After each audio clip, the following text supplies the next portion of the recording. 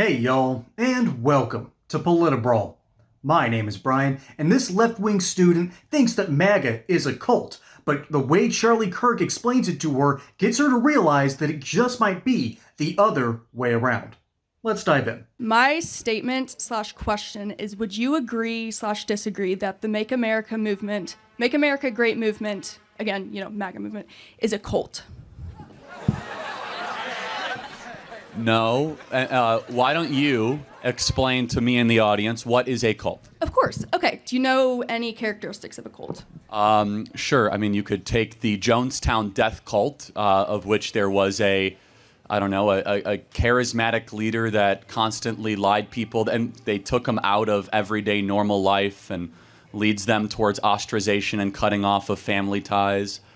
Am I getting closer to describing I will the read Democrat you, Party? According to the... No. What I'm talking about is MAGA.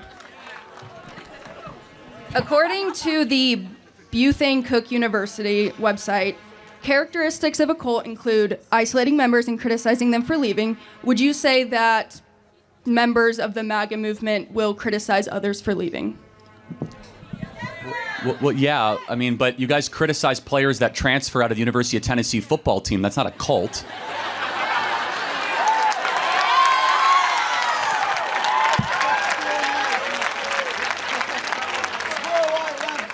Okay, what about the absolute authoritarianism without meaningful accountability?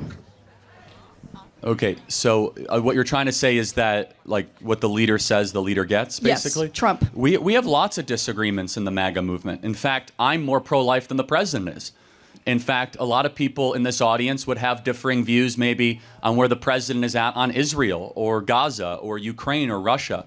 In fact, some people in this audience might say the president is not as pro-Second Amendment as they would like. I would argue that we actually have far more intellectual diversity in the MAGA movement than your traditional Democrat Party.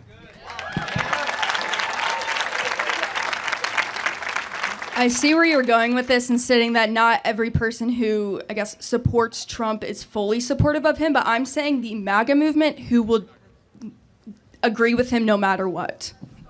Well, I actually think that there's more depth and complexity to the MAGA movement than you would imagine. A lot of people here who would consider themselves to be part of the MAGA movement, they won't blindly sign on to everything that Trump does. However, they will say that they agree with him 8 out of 10 times or 9 out of 10 times. And so I would say, though, you know what was a cult? What was a cult is what we lived during COVID. During COVID, and allow me to build out the argument that no matter what the CDC or Anthony Fauci would say, you would have the little talking heads on television parrot it back, no matter how insane it was. We must close the schools, 6 feet to slow the spread, wear a mask while showering. Okay, I made that one up. But, I mean, the point being is that far more had characterizations of what a cult would be than the traditional Make America Great Again movement.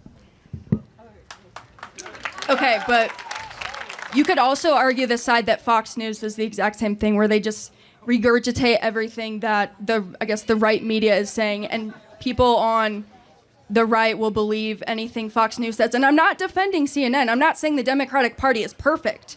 I'm just saying that there is a movement of conservative people who support Trump who will do it no matter what. Yeah, so I'm trying to get to where you have come to this opinion. I'm trying to understand it because I see something completely different. I do not use CNN as my news source, by the way, just so you know. Good for you. Apparently you haven't been in an airport recently because the only people that watch CNN is if you're walking through an airport. So I'm trying to understand where you're coming from, and by your own definition of a cult. It's not my own. It's a legitimate fine. So let me ask you a question.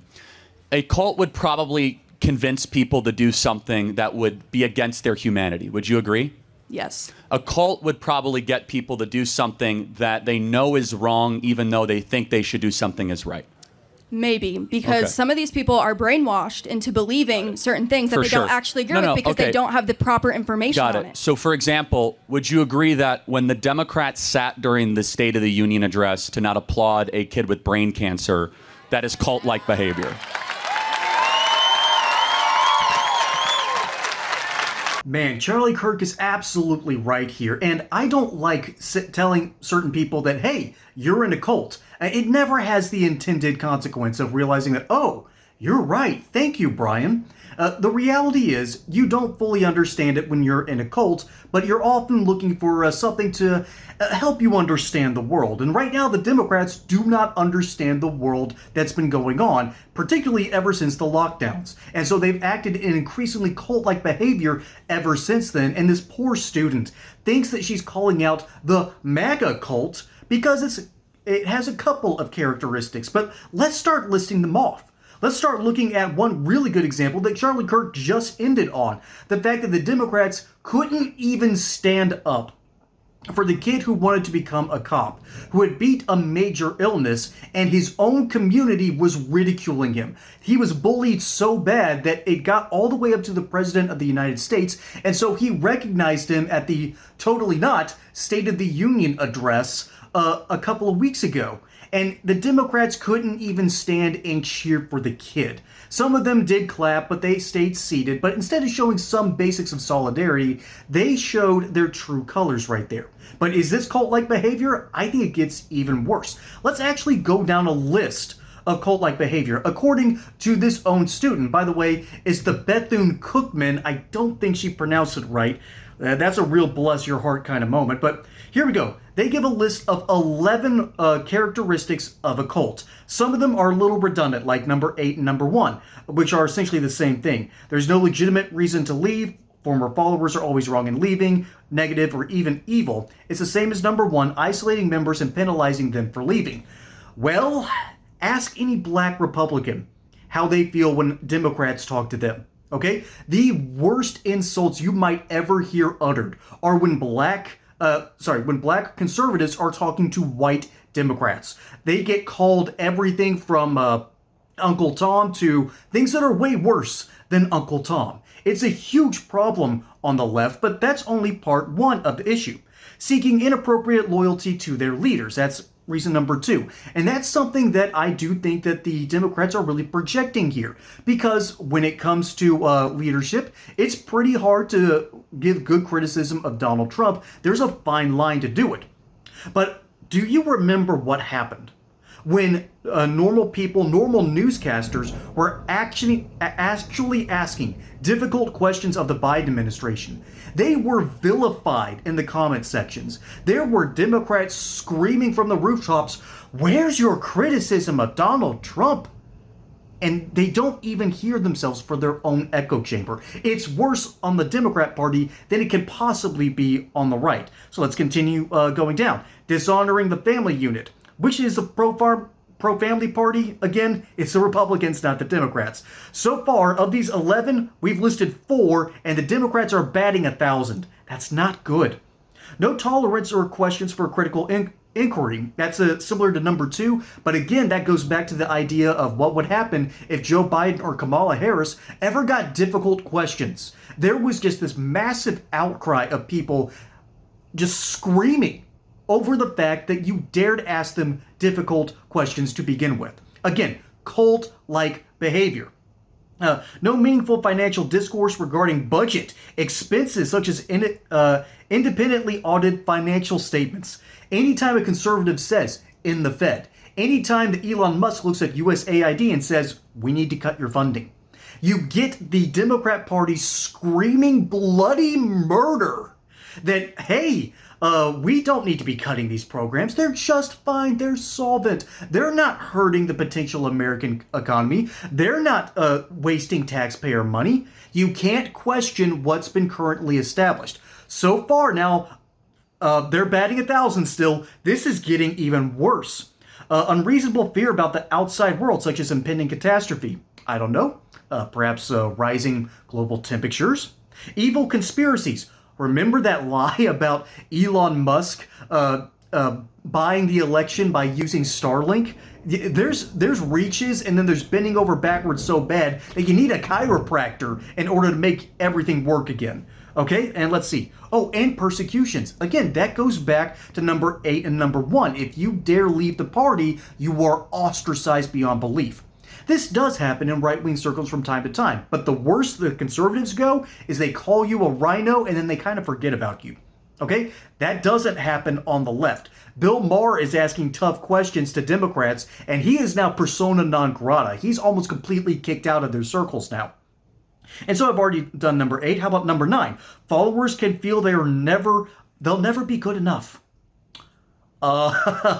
Never be good enough? How about the fine lines of progressivism being moved constantly and constantly farther and farther and farther? You can never be progressive enough to your own peers. That's how crazy the Democrat Party has become. That's cult-like behavior. So far, I have talked about 9 issues. Democrats are 9 for 9. Republicans are maybe 2 for 9. Maybe.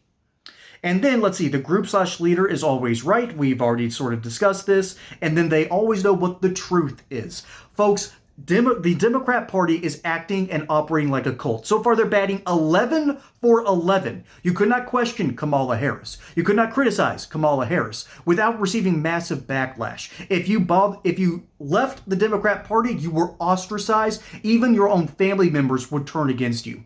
You do have this issue in politics. It happens. And it occurs from time to time. But the ultimate amount of gaslighting that is occurring on this issue is almost exclusively on the left. And Charlie Kirk is trying to unwind this poor girl who has been brainwashed, for lack of a better word, into believing that MAGA is a cult. So far, MAGA is 2 for 11, maybe 3 for 11.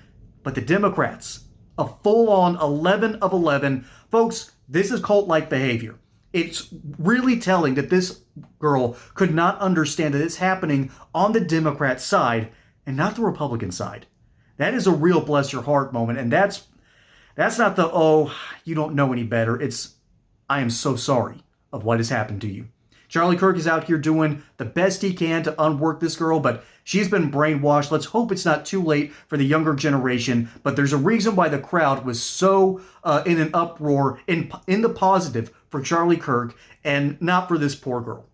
Folks, my name is Brian. Hope you enjoyed that segment here on PolitiBrawl. Don't forget to like and subscribe. Catch you on the next one. And until then, y'all have a good one.